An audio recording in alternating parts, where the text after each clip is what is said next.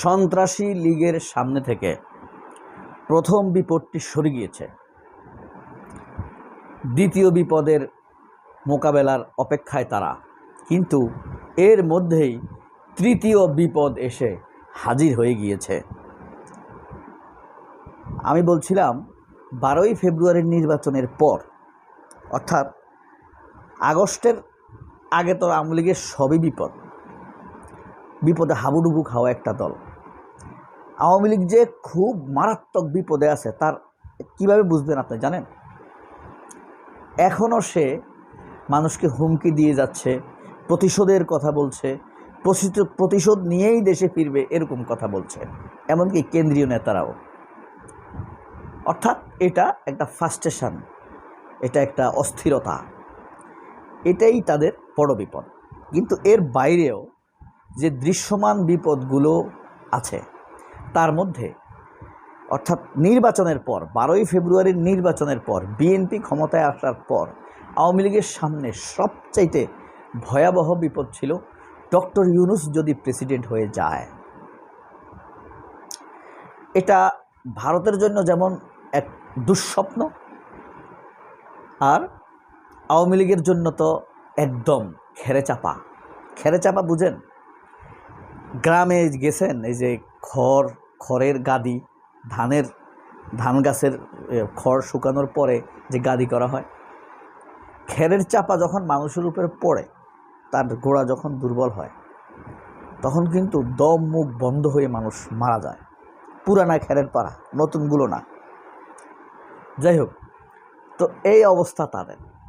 কিন্তু মানে দেখবেন আপনি খেয়াল করলে, বাংলাদেশে যারা ফ্যাসিবাদী, ধরেন সবচেয়ে ভদ্র ফ্যাসিবাদীকে আব্দুল তুষার, আর অভদ্র ফ্যাসিবাদী খুনি টুনি এগুলো তো অনেক আছে, পান্না টান্না তো এটা আছেই। এরা দেখবেন ইউনূস উঠতে বসতে শুতে ঘুমাতে সারাক্ষণ ইউনূসেরকে গালাগালি করবে। ঠিক আছে, এটা হলো একটা এজেন্ডার অংশ।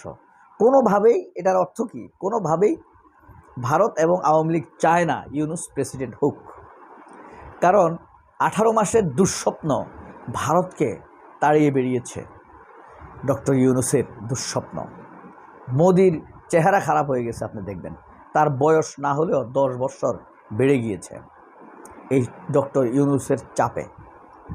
ডক্টর ইউনূসের এক খেলা এখন ভারতের কি অবস্থা দেখছেন? হাসিনার মেয়ের চাকরি চলে গেছে, টিউলিপের মন্ত্রিত্ব চলে গেছে, এমপিত্ব চলে গেছে। ডক্টর ইউনূস কী জিনিস এটা তো হাসিনা জানে, আর মঞ্জুরুল আলম পান্না, আব্দুল তুষারেরা জানে। এই কারণে ডক্টর ইউনূসকে বদনাম করে আমাদের কাছ থেকে এরা দূরে সরায়, যাতে প্রেসিডেন্টটা হইতে না পারে। তো ফখরুল প্রেসিডেন্ট হওয়ার মাধ্যমে ভারতের সেই ভয় কেটে গিয়েছে। ফখরুল অ্যান্টি ইন্ডিয়ান লোক না, বরঞ্চ প্রশিক্ষিত প্রো ইন্ডিয়ান লোক। প্রশিক্ষিত, সে ইন্ডিয়ানপন্থী লোক, ইউনিয়ন করা লোক। তো এখন দ্বিতীয় বিপদটা কি? দ্বিতীয় বিপদ হলো আপনার এই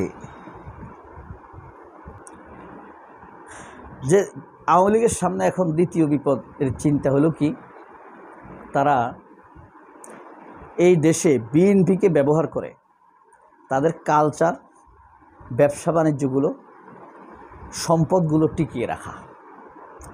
এটা বিএনপিকে কিছু অর্থ সম্পদ দিয়ে হলেও টিকিয়ে রাখা। কিন্তু সেই যাত্রায় যখন চুক্তিবদ্ধ হতে যাবে, কাদের সাথে হবে? ক্ষমতাবান কারোর সাথেই তো হতে হবে।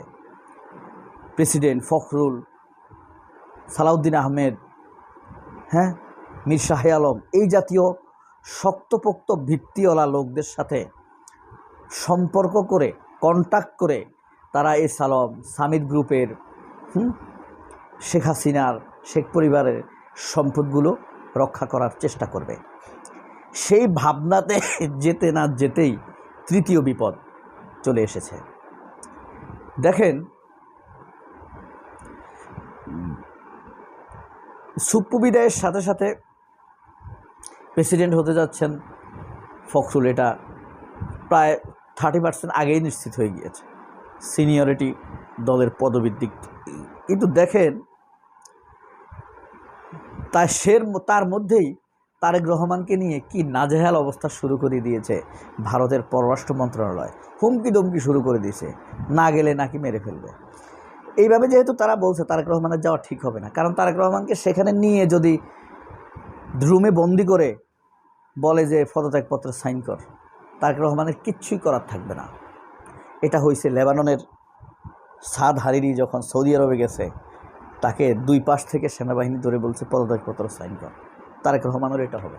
যাই হোক, এখন এই যে তারেক রহমানকে ইন্ডিয়া সফরে নিতে পারলেই কন্ট্রাক্টটা হয়ে যাবে অ্যাসেট প্রোটেকশনের কন্ট্রাক্ট, যেটা কালচারাল প্রোটেকশনের কন্ট্রাক্ট। কিন্তু এর মধ্যে তারেক রহমানকে ডাক দিয়ে বসেছে মক্কা কন্ট্রাক্ট, মক্কা ট্রিটি যাকে বলে। আপনার তুরস্ক, সৌদি আরব, পাকিস্তান যেই চুক্তি করেছে, পাকিস্তান কিন্তু এই পৃথিবীর একটি বিশদ সামরিক শক্তি, 11-12তম। তুরস্ক কিন্তু সমর গবেষণায় মিলিটারি রিসার্চে ভেরি হাই লেভেলে বর্তমান সময়ে। সৌদি আরবের অর্থবিত্ত যথেষ্ট। তো এই তিন দেশের আহ্বানে বাংলাদেশ যদি সাড়া দিয়ে ফেলে, তাহলে এটা ডক্টর ইউনূসের চাইতে কম ভয়াবহ হবে না ভারত এবং লীগের জন্য। ভারত লীগ এ দেশকে তাদের ভূখণ্ড বানিয়ে রেখেছে। তারা হলো আমাদের অত্যাচারী, আর অত্যাচারের প্রতিনিধি এজেন্ট হলো আওয়ামী লীগ। কখনো মুক্তিযুদ্ধের কথা বলে, কখনো ধর্মীয় মৌলবাদের কথা বলে, উগ্রবাদ জঙ্গিবাদের কথা বলে তারা এদেশের মানুষের উপরে অত্যাচার নির্যাতন করেছে। হাজার হাজার লক্ষ লক্ষ আলেম ওলামা অত্যাচার নির্যাতিত হয়েছে ভারত দ্বারা, আওয়ামী লীগের মাধ্যমে। আপনি বাংলাদেশে 10 জন মানুষকে যদি জিজ্ঞেস করেন, 8 জন পাবেন কোনো না কোনোভাবে সে হ্যারাসমেন্টের শিকার হয়েছে। শুধু জেলে যাওয়ার কথা বলছি না আমি, তিরস্কার করা, আঘাতের সম্মুখীন হওয়া আওয়ামী লীগের দ্বারা কোনো না কোনোভাবে টর্চারের শিকার হয়েছে। কিন্তু কোনোদিন দেখেছেন একজন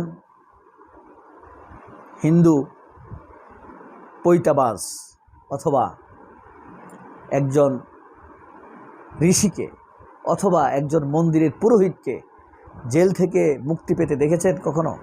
কারণ তারা জেলেই যায়নি। এসপি আলেপ যেভাবে রোজাদার আমাদের বোনকে অত্যাচার করেছে, ধর্ষণ করেছে, কোনো হিন্দু নারীর উপরে এরকমটি হয়েছে? এসপি আলেপের ঘটনা নিয়ে বাংলাদেশের কোনো মিডিয়া এখন পর্যন্ত কোনো নিউজ করেছে? করেনি। তাহলে আওয়ামী লীগ ইন্ডিয়ার তৃতীয় বিপদ হাজির, দ্য মক্কা ট্রিটি। সবাই অনেক ভালো থাকবেন। আল্লাহ হাফেজ। আসসালামু আলাইকুম।